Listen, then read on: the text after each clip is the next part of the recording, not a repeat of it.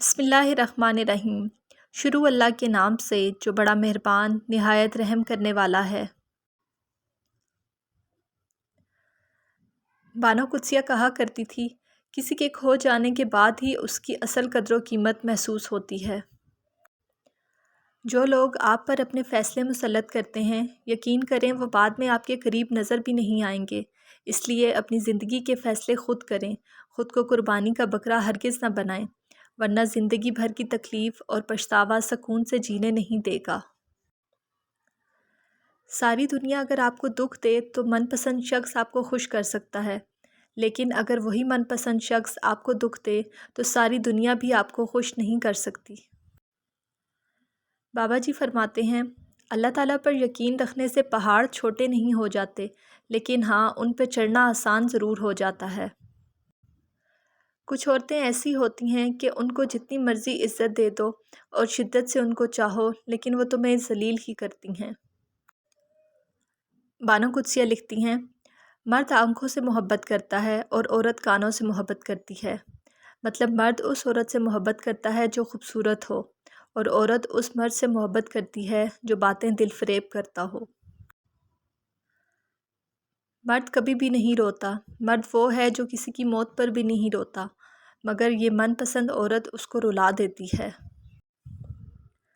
بابا جی فرماتے ہیں، غریب عورت خوبصورت ہو سکتی ہے، مگر غریب مرد کبھی خوبصورت نہیں ہو سکتا۔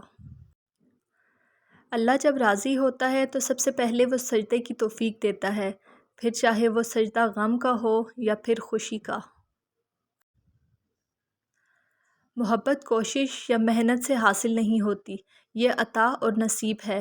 زمین کے سفر میں اگر کوئی چیز آسمانی ہے تو وہ محبت ہی ہے۔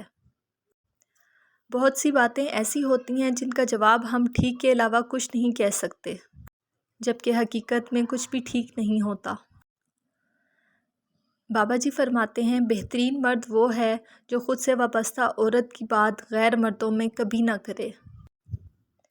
ساتھ نبھانے والا ہو تو تعلق کبھی پرانا نہیں ہوتا، بلکہ ہمیشہ خوبصورت ہی لگتا ہے۔ دنیا کی محبت سے اللہ نہیں ملا، لیکن اللہ کی محبت سے دنیا اور آخرت دونوں مل جاتے ہیں۔ عورت کا چپ کر جانا اس کے زاروں کے تار رونے سے کہیں زیادہ پر اثر ہے۔ بانو قدسیہ کہتی ہیں، میاں بیوی کا رشتہ 3 باتوں کی وجہ سے مضبوط ہوتا ہے۔